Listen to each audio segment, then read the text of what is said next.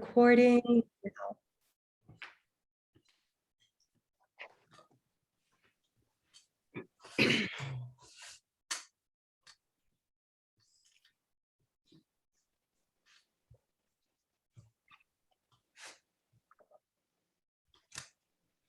Hi folks, we're just giving a few moments here at the top for Zoom to let everybody in before we get started with tonight's event.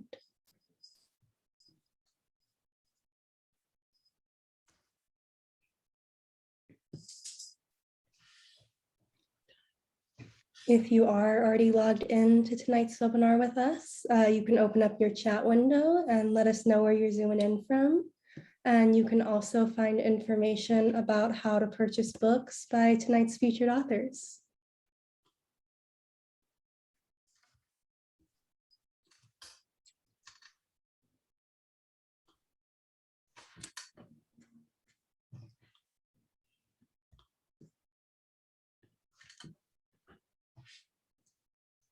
Good evening and welcome to tonight's live online author event with Greenlight Bookstore. I'm Chelsea from Greenlight, and we're thrilled to host tonight's event with Myisha Cherry presenting her new book, The Case for Rage: Why Anger is Essential to Anti-Racist Struggle. She'll be talking with Jacqueline Woodson, so you're in for an excellent time. Before we start, I just want to say a huge thanks to Myisha, Jacqueline, and the team at Oxford University Press for making this happen, and to all of you for showing up. Although we're not able to host events in our spaces, our community of authors and readers is still here. We're grateful for your support and for the chance to make this space for conversation and connection. Now, just a couple of housekeeping things. In our Zoom webinar tonight, you can see and hear the speakers, but they cannot see or hear you. They can see that you're here though, and there are a couple of different ways you can interact with the authors and with each other throughout tonight's event, which we highly encourage. The first is the chat, which you can find by clicking on the icon that looks like one speech balloon. You're welcome to post your comments and thoughts in the chat. That's a great way to show your appreciation for the authors and interact with fellow attendees. If you have a specific question you'd like to have answered by the author, please post that question in the Q&A module. You can find it by clicking on the icon that looks like two speech balloons. We'll be pulling questions only from the Q&A to be answered in the later part of the program. And importantly, tonight's featured book, The Case for Rage, is available for sale from Greenlight Bookstore. You can shop in person from 10 a.m. to 8 p.m. at both our Fulton Street and Flatbush Ave stores, where you can purchase Myisha's book and many others on site. You can also order online at greenlightbookstore.com for a quick pickup at the store or for shipping anywhere in the US. I'll drop that buy link in the chat. As thanks for attending tonight's virtual event, we are offering 10% off the featured book. Enter coupon code GreenlightEvents10 into the coupon discount section at checkout online for 10% off. If you care about supporting the careers of authors and the ongoing existence of independent bookstores, buying tonight's featured book is a great way to show your support. Our interviewer tonight is Jacqueline Woodson, the recipient of a 2020 MacArthur Fellowship and many other accolades. She was the 2018-2019 National Ambassador for Young People's Literature, and her New York Times bestselling memoir, Brown Girl Dreaming, won the National Book Award, as well as the Coretta Scott King Award, a Newbery Honor, and the NAACP Image Award. She also wrote the adult books Red at the Bone and Another Brooklyn, a 2016 National Book Award finalist. Her dozens of books for young readers have won Newbery Honors and the Jane Addams Children's Book Award. Woodson will be speaking with our featured author, Myisha Cherry. Cherry is Assistant Professor of Philosophy at the University of California, Riverside. Her books include Unmuted, Conversations on Prejudice, Oppression, and Social Justice, and co-edited with Owen Flanagan, The Moral Psychology of Anger. Her work on emotions and race has appeared in The Atlantic, Boston Review, Los Angeles Times, and several other publications. Cherry is also the host of the Unmute podcast, where she interviews philosophers about the social and political issues of our day. Her next book, The Failures of Forgiveness, is forthcoming with Princeton University Press. In her newest book, The Case for Rage, Cherry makes an argument for anti-racist anger by putting Aristotle in conversation with Audre Lorde, James Baldwin in conversation with Joseph Butler. The Case for Rage not only uses the tools of philosophy to articulate its arguments, but it sharpens them with the help of social psychology and history. Myisha is going to start us off with a reading from the book, and then she'll be talking with Jacqueline and with all of you. Myisha and Jacqueline, please take it away. Thank you so much. So I'm gonna read from chapter 7, titled The End of Rage, and skip around slightly. On April 28, 1973, a 10-year-old Black boy, Clifford Glover, was shot and killed by a white New York City police officer. The officer was indicted for his murder, but eventually acquitted of charges by a jury of his peers. 11 of the 12 were white men. Audre Lorde heard the verdict on the radio while driving from the airport. Sickened with fury, blinded by rage, writes her biographer, she pulled her car over. On the side of the road, she wrote a poem titled Power. She says, I am trapped on a desert of raw gunshot wounds and a dead child dragging his shattered Black face off the edge of my sleep. Blood from his punctured cheeks and shoulders is the only liquid for miles. She continues, a policeman who shot down a 10-year-old in Queens stood over the boy with his cop shoes and childish blood. This policeman said in his own defense, I didn't know the size, no nothing else, only the color. Reflecting on her own agency and the future, she writes, I have not been able to touch the destruction within me, but unless I learn to use the difference between poetry and rhetoric, my power too will run corrupt as poisonous mold or lie limp and useless as an unconnected wire. In this moment, Audre Lorde is faced with the reality of Black death at the hands of the police, as well as the justice system's shameful and inadequate response to it. Nevertheless, she is trying to figure out how to use her own power and anger, not to destroy or corrupt, but to wield it in useful ways. She's also reminding us of the power we all possess. In order to make use of this power, there are some things we must learn first. The book I hope you have in your hands or you will get in your hands was written on the proverbial side of the road. I wrote and revised it upon hearing about the raw gunshot wounds that pierced the Black skin of Trayvon Martin, Tamir Rice, Breonna Taylor, Michael Brown, and others whose killers were never indicted or when indicted were acquitted. I wrote this on the side of the road as I attempted to make some sense of the mysterious and not so mysterious treatment of Sandra Bland and Freddie Gray in police custody, and Eric Gardner and George Floyd and the police's deadly grip. I wrote this on the side of the road as the nation gasped and wept at the actions of a white supremacist who killed 9 Black churchgoers who had only moments earlier welcomed him with a smile one summer evening in Charleston, South Carolina. I pulled over to write this book as I witnessed video footage and images of a white nationalist and a militia member kill anti-racist protesters and politicians and white citizens attempt to justify it. But refusing to believe that nothing could be done to combat this racism and these injustices, I wrote and rewrote this book to figure out what was within me, us, and how we could use our own power through the simmering anger that was arising within us. One thing I know for sure is that if anti-racist anger is in response to racism, and racism is resilient, then the rage must be just as resilient as the racism to combat it. The way that anger remains resilient is by playing the role that I describe in the book. Here's a recap of the role of anger in anti-racist struggle. This anger, or this Lordean rage, communicates the value of lives, particularly the racially marginalized and oppressed.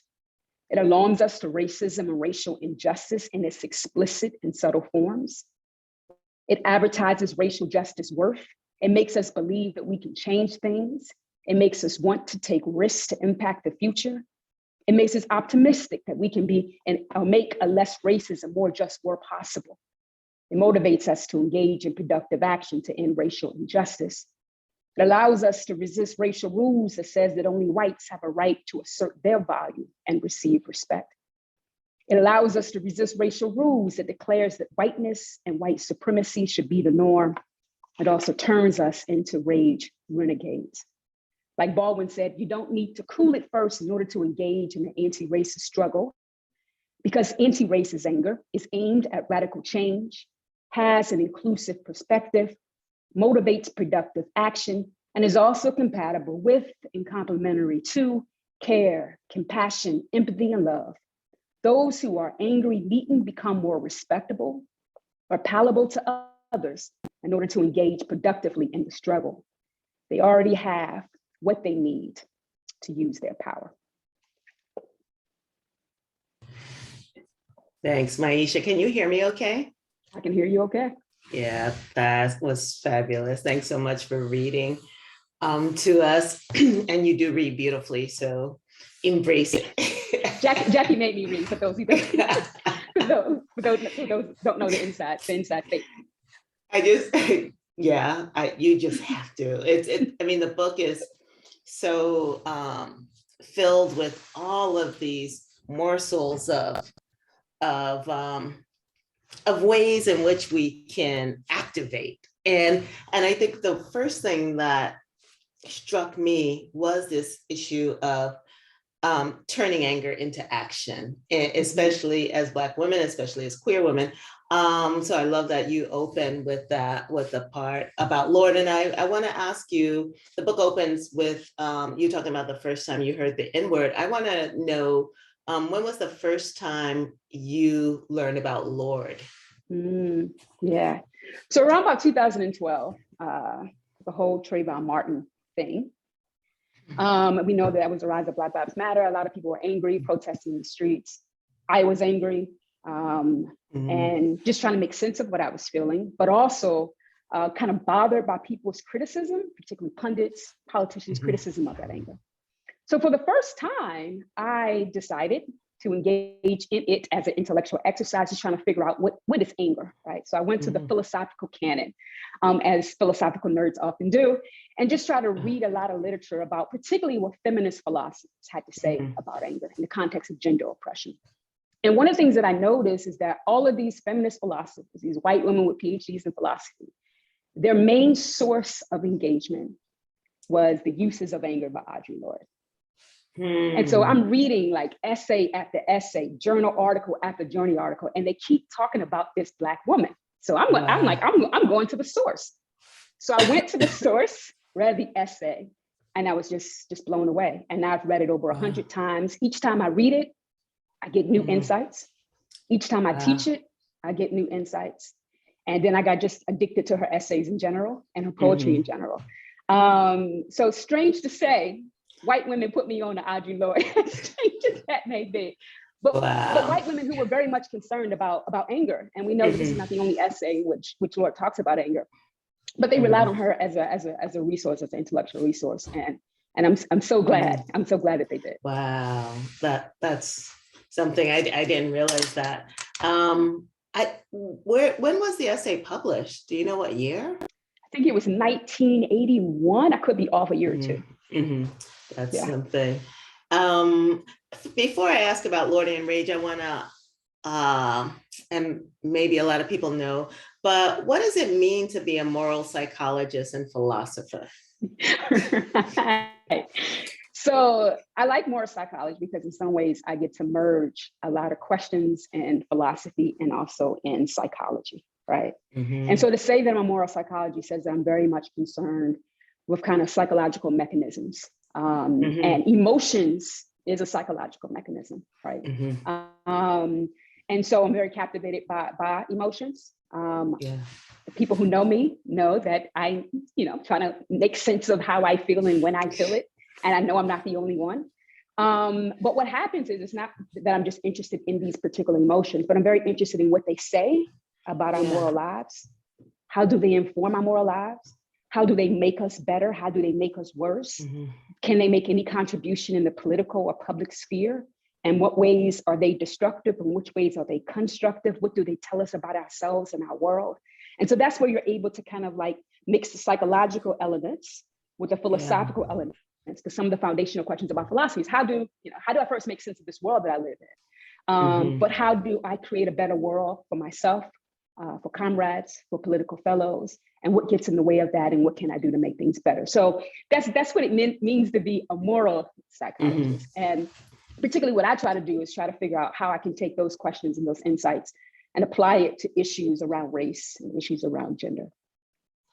Wow, and early on you talk about the fact that a lot of your students are of color, are people of the global community, BIPOC, and also global majority, and also a lot of them are first generation college students. Right. And how I just wanted to be in your classroom, but I was curious about the engagement with them. Let me ask that question second. Okay. First of all, can you, for the audience, define Lordean rage? Okay. So Lordean rage is basically what I would call kind of a noble or a virtuous anti-racist anger. It's an anger that arises in the context of racial injustice or political injustice. But it's a productive kind. It's a kind that has the power to say that certain people's lives matter. It's a kind that can motivate productive action. It's a kind that can resist white supremacy. And it's a kind that can be managed to make sure that the kind of anger does what it needs to do to make the world better. And what I just said is taken from bits and pieces of the Uses of Anger essay by Audre Lorde. And so that's why I kind of call it Lordean rage, although she doesn't theorize, and I don't know if she'll turn over in her grave me calling it this. But be like, finally. The features that I'm basically suggesting is a lot of the stuff that she lays out in that essay. So I'm inspired by that essay and kind of conceiving of a kind of anger, an anti-racist anger that I see in the world, not only just expressing that essay, but I actually see in the world, that I've seen through freedom fighters, et cetera, et cetera. But that's the gist of what Lordean rage is. And you contrast that with the rage that we saw on the Capitol on January 6th. Contrast that with Charlottesville. Contrast that with people who only want justice for themselves, even if they are a Black person, right? This is a very inclusive anger. It's concerned about justice for us all. It's concerned about aiming for a radical transformation of our world.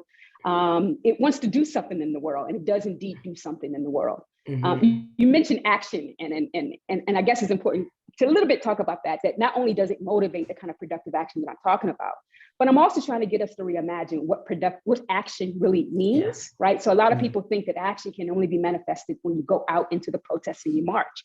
But also what I'm trying to challenge people to see is simply just having it as a Black person that works in a white organization, right? And still being comfortable and confident that when you witness a wrongdoing, you feel that anger inside. Like that's an act of resistance too. So it's about action.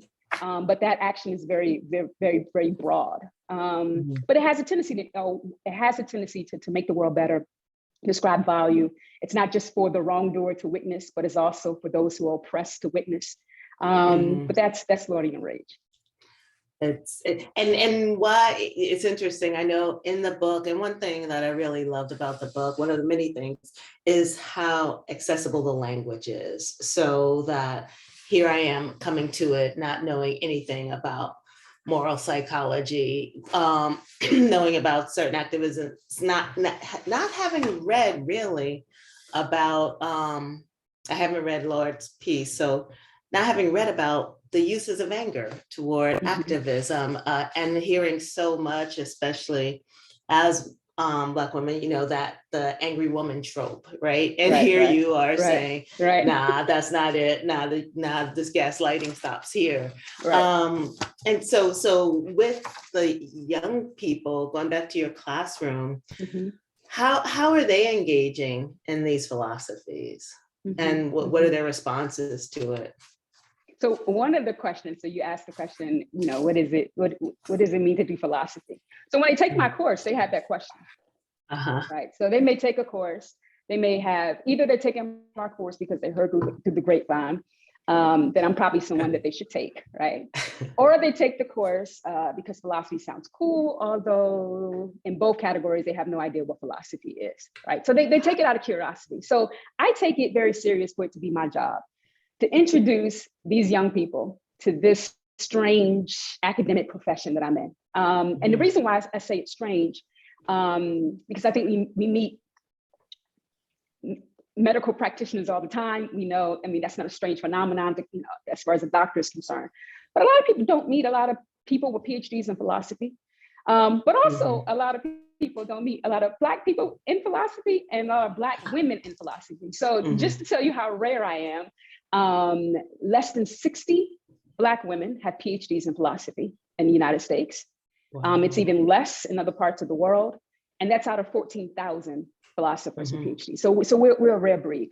So I take it as my job to introduce these individuals to what this philosophical enterprise or exercise is all about, right? And for me, I think, is that what I want to show them is that all the questions that you have, whether that's you're on social media, whether you're reading the book, I bet that you've asked philosophical questions. So I want them to know kind of what philosophical questions are, right? And to kind of crown them as philosophers, although they may not have PhD, and to suggest that when they enter into my classroom, the only thing I'm going to teach you is how to be a better philosopher, but you already are a philosopher. And I just try to get them to have confidence with the questions they ask more questions, and hopefully they'll get some answers, if not from me, from each other. But some of the questions, particularly when I taught Lorde last semester in a class called Philosophical Issues of Race and Gender. And so they were introduced to some of the essays in Sister Outsider. So we're reading Lorde, who's not a philosopher, in a philosophy course. And all I told them was like, listen, you probably would have picked this class in one of your gender studies classes. You probably would have picked this book up. What I'm going to try to help you do is to read Lorde through a philosophical lens. That means that we try to find the argument in Lorde. As much as she's wonderful with rhetoric, she's making an argument, right?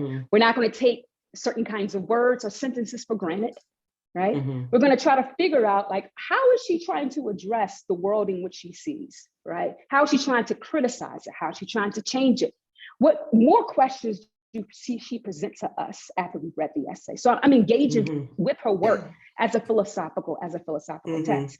So I take that to be my contribution, because even if they would have read Lorde on the bookshelves, they probably would not have read it through a philosophical lens. So I'm just trying to bring out a philosopher in them and introduce them to the questions, the content that they probably would have encountered on social media, but engage them in a more philosophical mode, if you might say. Wow, that's so impressive. You know, she shows up in a lot of my middle grade literature. I know. I'm always sneaking Lorde in there because she is such a force for change, but also thinking, you know, to survive in the mouth of this dragon we call America, we must learn the first and most important lesson, that we were never meant to survive. Like just those words alone, you know, you speak them to a 10-year-old and they see the impact, they see the questions starting to form. And so much of her writing is like that. And the same way that I feel like, you know, the case for rage is like that, in that it raises a lot of questions, and you go on to answer them, but in a way that you take your time. And I don't feel like I'm reading a textbook. I feel like I'm reading someone who has a deep passion for helping me to understand something, and I just feel like I learned so much. That's glad to hear. I'm jumping around the book because I don't want to assume anyone's read it, and so I don't want to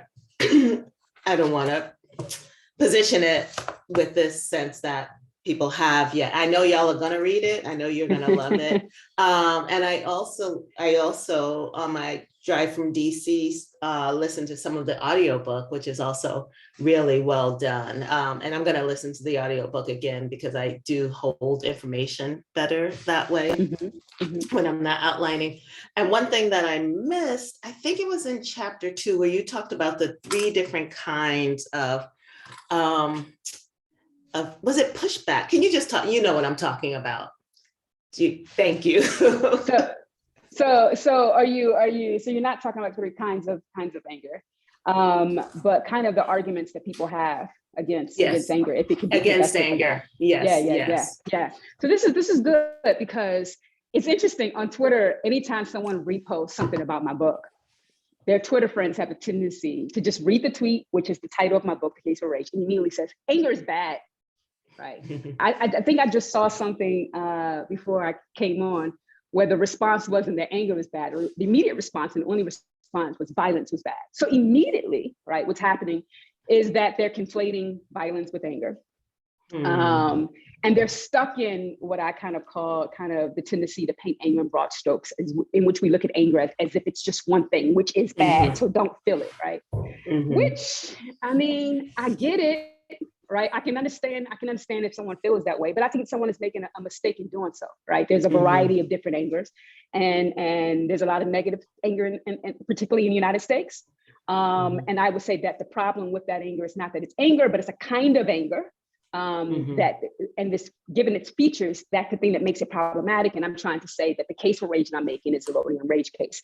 But people are overcritical and concerned about anger, and particularly concerned about it in the context of anti-racist struggle. So one of the concerns someone might say, well, okay, so even though Myisha, you told me that anger was good, well, you know, it can turn people off. So if you want people to be on your side, particularly, let's just say, if you want the powerful to give into your demands, there's something about anger that can just turn them off. It can make them defensive, et cetera, et cetera, et cetera. So you want to come at them with more loving responses. Be like King, in which you can change their hearts and their minds. So one of the things I say about that is, you know, I really do challenge that assumption, right? Because even King, he used love. And last time I heard, according to the historical record, he was shot and killed, right?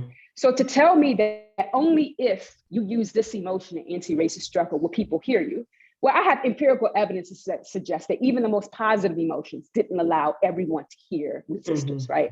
So then it forces me to ask, what is really the problem? Right. So saying that anger is the problem is the reason why people do not listen is, to me, an insincere kind of claim. And it brings me back to the first page of the essay, Uses of Anger, where Audre Lorde says that she's giving a talk and a white feminist comes to her, and after the talk and says, well, tell me how you feel, but don't say it too loudly or I cannot hear you. And then Audre Lorde's response was, is it the way I say it? Or is it what I say? And you're afraid that what I say will change your life, right? So I turn that back on that criticism. It's like, is it really the anger of protesters? Or is it what that anger communicates? Are you afraid that anger is going to force you to let go of your white supremacy and your anti-Black, you know, your anti-Black hatred, right? And then I suggest, you know, if anger really is the problem, and if that's standing in the way of true allyship, then perhaps you're not yet ready to be an ally, right? Because one of the things that I'm trying to say in the book is that the problem is racism. To say that the problem is anger, which is the response to racism. Yes. It's also just insincere. But another attack that someone might say was like, yeah, Myisha, okay. However, we all know that anger is going to lead, it's counterproductive. It's going to lead you to engage in violence. Right. But one of the things I say, well, according to the psychological research, is that it's not necessarily anger that leads you to violence. It's a suppression and repression of anger, and not just anger. We know that there are other emotions like fear that are more apt to motivate you to engage in violence. Right. And so that's why in the last chapter, I suggest that people express their anger. Right. That's the thing that's going to solve the violence issue, not the suppression and the repression of anger. And that's one of the things that Baldwin was very much concerned about. Yeah. He's like, you know, white people have these Black people around serving them. But he says, you know, it's that chauffeur who you should be afraid of, because he's suppressing his anger. And one day it's going to manifest in the streets. And that's when he says it's going to be a fire next time. Right. And so those are some of the criticisms that I see in the space. And I try to address those criticisms and hopefully quiet those criticisms. Yeah. Because so much of what you're talking about is that anger being targeted toward the work of anti-racism, you know, anti-racist work, and not just, you know, throwing it out there and having, but it's a very intentional kind of anger. And you also talk about who's allowed to be angry, Right. you know, Right. so it is really interesting that what you talk about, and I'm paraphrasing, in terms of a white man who's angry is seen as powerful, right? And Right. listened to, and the opposite is true of other folks. But you were talking about allies, and I wanted you to talk a little bit about rage renegades, and especially in I think, and until I read this book, I was like, oh shoot, that did happen in terms of Naked Athena and the vet in Portland. So one of the things that I wanted to address is that although I'm making a case, I wanted to end the last 3 chapters talking about ways to make sure that the anger actually does what it has the potential to do. And that's really up to us, right? So the last 2 chapters really talk about anger management. And the last chapter more explicitly, but the second to last chapter, which is the Rage Renegades chapter, talks about anger management dealing with white allies, right? So I call white allies who are angry at racism rage renegades. And I call them rage renegades because I'm gonna try to quote myself here, is that although they live in a white supremacist society that was designed to benefit them, they express anger at such a society, right? And in a way, they kind of resist this kind of world that was made for them. But I want to say, and rage renegades are good to have in the world. I want white people. I mean, we saw last summer, right? White people in Portland. We saw white people angry at racism, right, in the street, trying to fight and push back against white supremacist claims, et cetera, and racial injustice. So I think it's a good thing to have in the world. But just because you feel anger doesn't necessarily mean that you can't use that same anger to reify the very white supremacy that you are fighting against, right? And so basically, what I try to do is to kind of reveal how even with anger, whiteness can creep in and even taint the most noble emotion, right? So here's one way that it can happen. So one way that it can happen, you kind of alluded to this, is that a rage renegade might think that his anger matters more than the anger of the racially oppressed, right? And it may be hard to not believe this when your anger is listened to, when your anger is respected, when you're angry, you're not judged in the stereotypical manner in which Black folks is judged, right? So you may have the opportunity to get invited to write that op-ed or to be on that panel about racism because your anger is just perceived as differently. And you just might think that, hey, my anger matters more than these people. So I'm gonna use my anger, in the cause of like Saberism or whatever the case may be. And I want to kind of try to reveal even those kind of racial assumptions that a white person may have, and just try to make them aware that your anger is, it doesn't mean more. And I simply suggest that when you do that, you can engage in destructive actions, like you don't provide space for people of color to express their emotions. You may even try to one-up them in the emotional department. So an angry person might say, I am angry, and you say, I am angrier.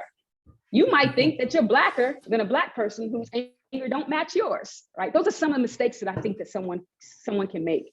And so I try to reveal, as a philosopher, I try to reveal and uncover things that we probably have taken for granted, that we probably have not seen. So try to reveal those mistakes and try to warn people and give them some ways to make sure that they don't make those kinds of mistakes.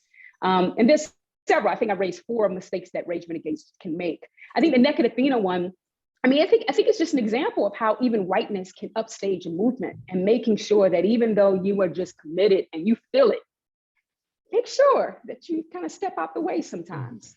And I think the motto that I used was the Navy officer who got beat with batons. And even in his interview, he said, if I wasn't white, we would not be having this interview. And I think the focus should be off of me and be back on the reason why we're in these streets, which is Black Lives Matter. That's an exemplar, right? Who's angry, that's the reason why he came out, but he knows how to make room for people of color. He knows how to make that space to be in the background, even though he feels it. And so I think he's an exemplar of what a rage renegade can be and should be. And I'm just trying to send out a warning and a guide to make sure that white folk do right by their anti-racist anger. Wow. But tell the Naked Athena story, which is the opposite story. Right. So it's like, so the Naked Athena, woman of color, I think I contrast her, put her in the same category of Portland Walls and Moms, right? These are people who are well-intentioned, right? Coming out to the protest and try to do what they can do. But when you Naked Athena, she basically took her clothes off and was striking yoga poses in front of federal agents.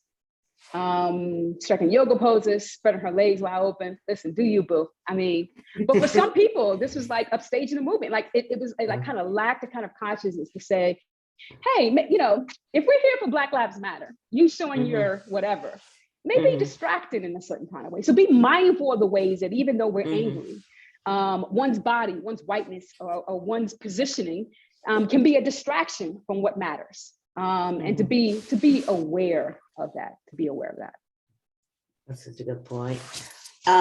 There's a question. So just a reminder that Myisha's book is available at Greenlight. The information is in the chat. And if you're not here in Brooklyn, they do ship books to you. Somebody's asking, and Chelsea, maybe you can answer this in the chat. How do they get an autographed copy of tonight's book? Which is a great question. I know how to get mine, but.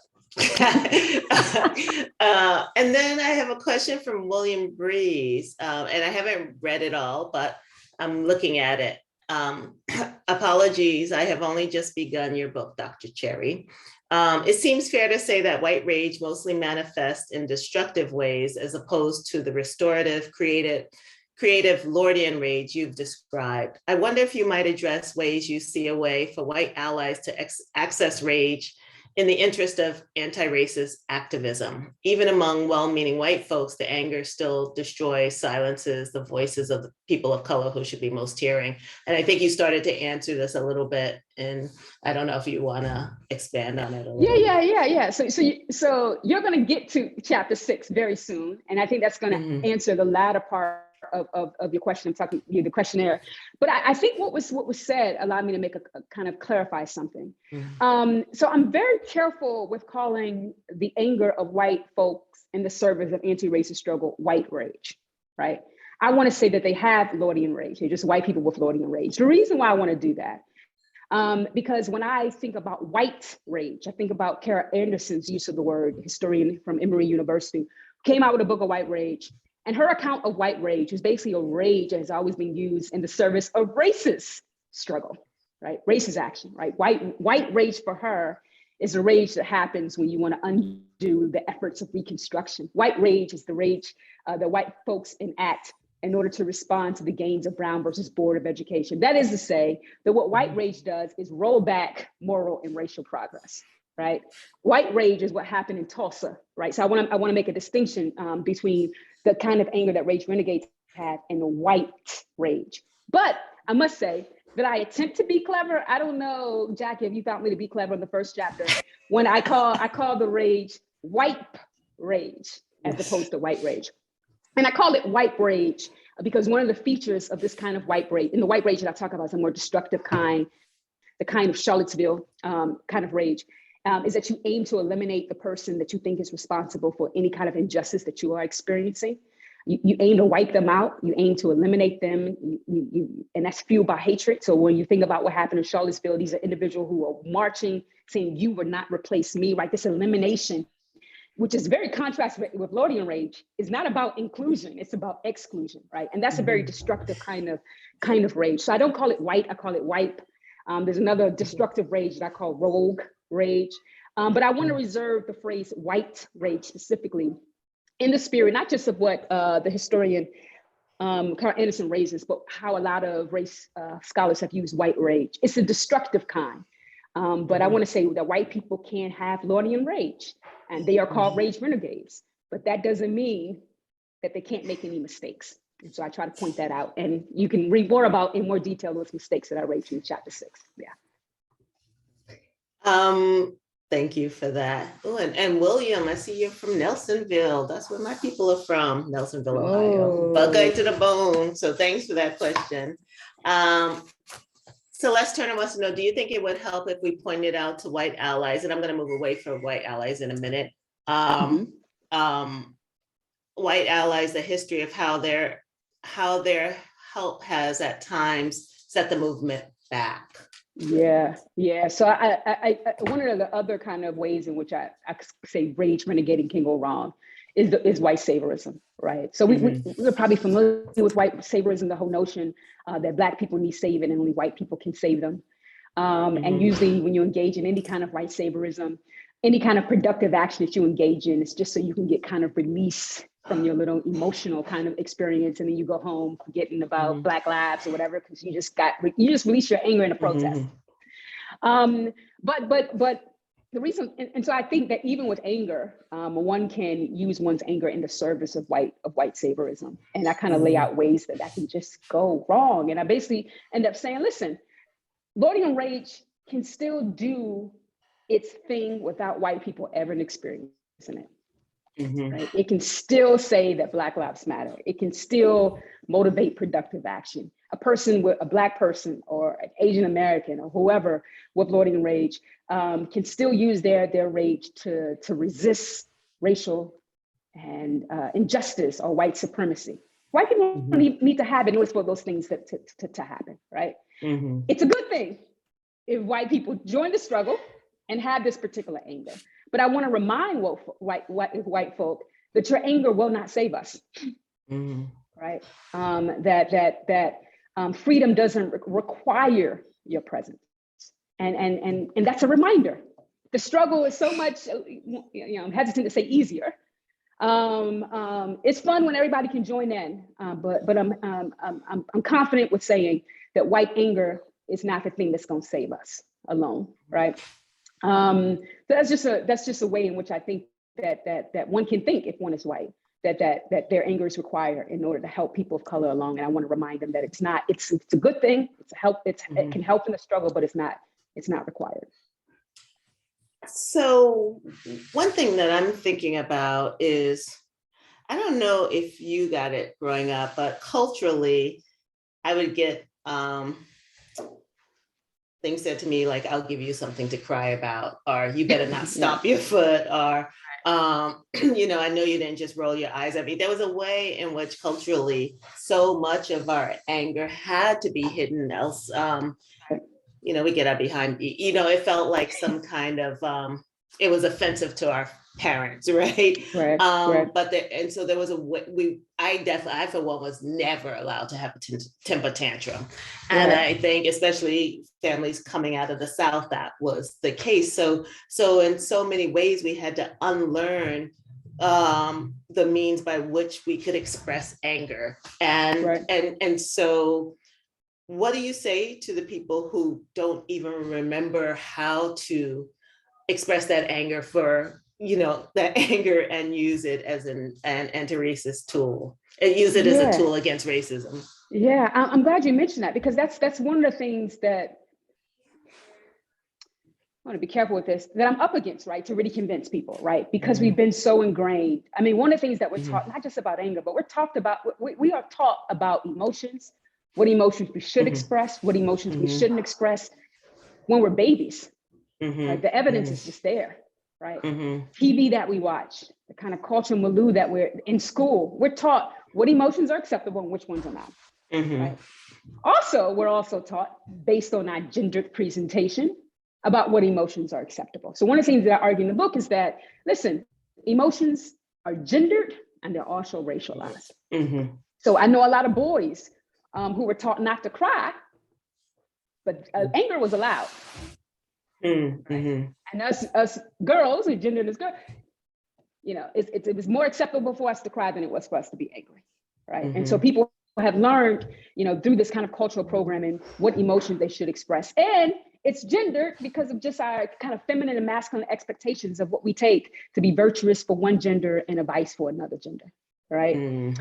So we learn about it. But also, racially, we're also taught this. Right. So it's not just that we're taught, watch your tone, blah, blah, blah, but make sure you also watch your tone when you talk to police officers. And when I see these videos, the most irate videos that I see are not Black people responding to the police, cursing them out. It's white people, right? Because they have just given, one might say that they've been trained particularly in a racial context, if they can just freely express themselves emotionally, and there will be no life or death consequences for doing so. Like even that is a training, and that just goes to show that emotions are also racialized. I mean, you talked about in the beginning about the stereotype of the angry Black woman, right?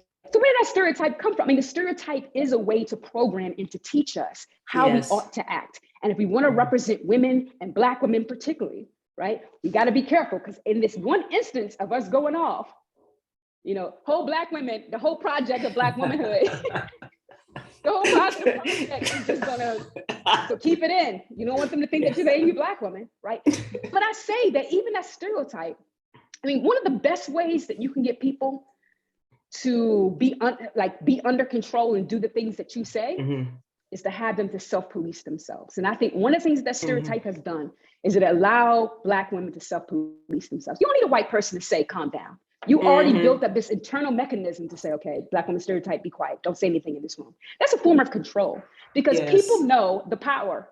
And I'm just gonna say, power of people who look like me is a powerful thing, right? Our anger is a powerful thing.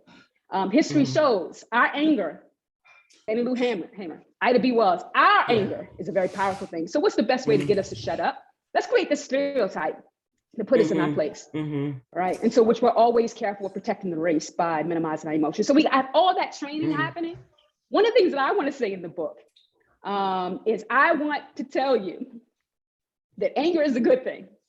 And it's a good, despite what you've been taught, it's a good thing because it's a way to express value. It's a way to protest.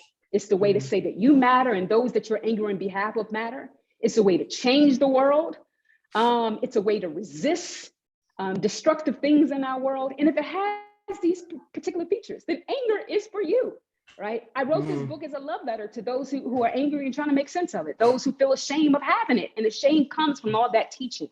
So I'm hoping that the book can undo, if you know that it's this beautiful thing and this powerful thing, I'm hoping that will kind of help the deprogramming, right? And any concerns you have about the anger, I'm hopefully that the anger management chapter will kind of give you the tools necessary to make sure that you still feel comfortable in your shoes as an angry person, but don't get rid of it. That's what the man, don't get rid of it, use it. Man, okay, so I'm just gonna put this out to the universe since it's our man's Jason Reynolds' birthday. I would Happy love, birthday, Jason. he ain't on here, he's somewhere partying. He's gonna lie tomorrow and say he was though. Right. But I would love to see a version of this for young people before that anger gets unlearned. So I'm just putting that out into the world. Let's put it out there. Yes. And I just love what you just said. And what you say in the book about value, about our value and the need to have that recognized and by us and by the world. Right. I know we're running out of time. I'm interested. I have two questions. One other question about this book. How did you feel when you finished it? When you finished writing it? Okay, so one thing that I felt was finally. And the reason why I said finally is, it takes a long time to think, right? To develop your ideas and your thoughts, and to get them down in which they can really persuade people. So that just takes time. Book production also takes time, and trying to be patient with that process, but also patient with myself. And so when I finished it, although in my mind I'm thinking, oh, I'm finishing this late, right? I wish activists had this in their hands last year or 2 years ago or 3 years ago. But that thinking is to suggest that there would never be a reason why people would ever be angry about, because the world has just improved racially, right? So I got over that real quick. But I basically said finally. I mean, and it's not to say, I don't mean that in a very strict time frame kind of thing, but finally in the sense that, hey, I'm an academic, public intellectual. My contribution is thinking. And I felt that I wasn't contributing. I mean, I'm just going to be honest. Last year, when things were going on last summer, I felt like I wasn't doing my part. although I was doing my part behind the scenes. And so when I finished, I felt finally I can do what I'm here to do in the ways that I can do it for the struggle. Nice. Wow. Well, you did your thing. So Thank you. Can you talk a little bit about the failures of forgiveness? So someone might think, well, you're making a case for rage. So you're against forgiveness too, right? So I must say that the title has less to do with forgiveness itself and more to do with us who are very interested in and have high expectations for forgiveness, right? One of the things I'm just very interested in as a thinker is to try to get us to think very differently about something that we thought we had a good grasp on, right, as human beings, right? So you can, in this book, I'm trying to say, hey, you thought anger was this, but I'm going to tell you that it's far more productive, it's far more beautiful, right? And I think with the book that I'm working on, you thought forgiveness was just the letting go of anger, and when you did that, we can run off into the sunset or ride off into the sunset together. I'm trying to expand your thinking about what forgiveness is. It could be that in one instance, it could be something else in another instance, right? It could be a whole bunch of things, which I kind of talk about. And I basically says, well, once we begin to kind of expand our minds about what forgiveness could be, that it doesn't always look like one thing, what I want to suggest is that that's going to have an impact on our relationships at home, our relationships at work, our relationship when it comes to racial reconciliation in the public sphere is going to have an impact on canceling online. It's going to affect us in very positive ways. But I think one of the things that I'm concerned about is that forgiveness has been used as a silencing tool to get Black folks to be quiet, to get white folk not to do the real work that's required for any kind of repair. It's being used to make abusive women go back to their abusive husbands. And I want to expose all of that and get us to use forgiveness much more ethically in ways that can get us closer to what we think is repair, as opposed to undoing and creating more things that requires repair. Oh, well, I'm here for it and I am ready for it.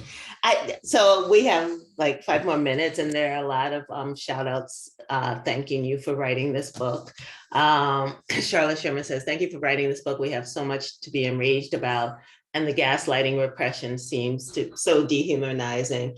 I have to say, you do talk about the gaslighting in the book and it's at no point, and this is another thing I loved about it, is there talk of it being dehumanizing. I think one thing that you really see in seeing us is that you can't kill the spirit, and I think that's what feels so healing about this book is the way that you see us and you see that, we still have this and we still have this work to do and we still have this power to do the work. And, we still have this fire. The fire has not been put out. Can you talk a little, I've been reading a lot of Ida B. Wells lately, lots and lots of Ida B. Wells. And there's this one great thing that happens on the train. She's getting kicked off the train because she's sitting in the women's car and they want her to move to a smoking car, even though she has a first class ticket. And they try to physically drag her off the train and she bites the guy's hand. Like she fights to the finish to get off this train. And take him to court. And took him to court, sued him and won. And then of course, whiteness prevailed and they took that money back. But but in researching it, I kept saying, how did she get to be this person? How did she, even, and Fannie Lou Hamer, how did she find that voice to speak? And I want to ask you that for you in terms of coming to being able to do this work around activism, around anger, around forgiveness, around speaking truth to power in a very new way. And I think that's what's another thing that's so exciting. This is such a new way and I know Audre Lorde was a teacher in this way and did break the ground. But for us in the 21st century, this is new. This is something that has been so deeply silenced. And Audre Lorde also, like James Baldwin, people learned of her later, those who weren't, in the know. So for you, how did this journey happen? Yeah, I don't know how to fully answer the question, so I answered it in part, right? You mentioned those individuals, and I gotta say, the Black radical tradition has been filled with exemplars of how to do this kind of thing.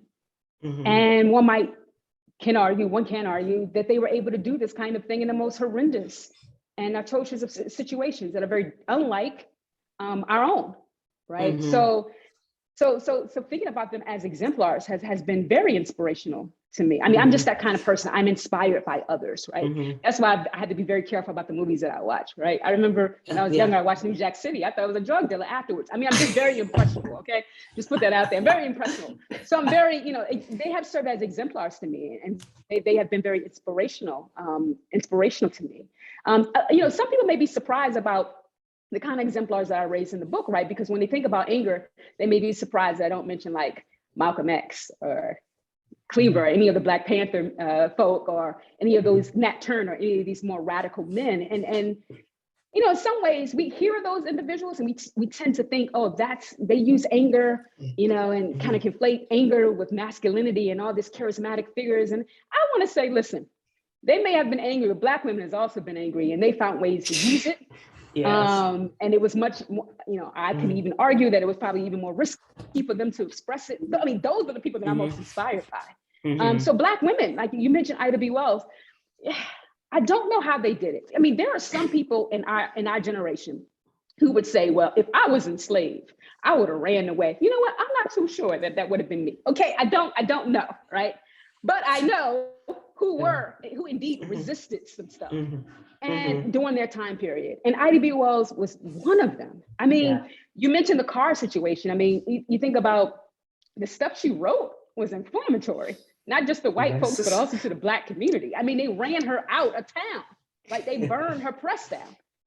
And she continued to talk about lynching. And she traveled Europe all by herself and didn't get support from a lot of Black men that she thought she would get. I mean, this woman was fierce. And them trying to make sense of what was it? Anger is one of those things, right? When I think about what psychology says about anger, it increases our self-belief. It makes us take certain kinds of risks. That's Ida B. Wells. And so I'm inspired by how she used her anger, how she was able to use her anger in the struggle, against racism, against lynching, and so many other things. That's my inspiration. That's why I'm able to have some kind of boldness in a much better world that still needs to be improved. But they are the reason. Like Newton said, I stand on the shoulders of giants. I stand on the shoulders of Black feminist giants. They showed the way, and they continue to show the way and provide the inspiration. Well, thank you. And thank you to the ancestors for giving us those shoulders. So it's really great talking to you, Myisha. And again, everyone. Greenlight Bookstore, The Case for Rage, Dr. Myisha Cherry, so PhD, y'all. Thanks for being here, and look forward to seeing you in person at some point soon. Soon. Yes. Congrats again on this brilliant book. Thank you so much. Thank you so much. Thank you so much, Myisha and Jacqueline, for such a wonderful conversation. And thank all of you for sharing the space for conversation and connection with us tonight. A reminder, like Jacqueline said, that you can buy The Case for Rage and Myisha's other books and Jacqueline's books from Greenlight Bookstore. If you're here in Brooklyn with us, we're open at our Flatbush and our Fulton Street locations, 10 a.m. to 8 p.m. every day of the week. Or I am pasting the book buy link in chat if you'd like to shop online for in-store pickup or shipping anywhere in the US. And a reminder that you can get 10% off tonight's featured event book, The Case for Rage, with the coupon code online, Greenlight Events 10. You can also find that in the chat. Thank you all so much again for such a wonderful evening, and have a wonderful rest of your night. Bye, y'all. Stay safe.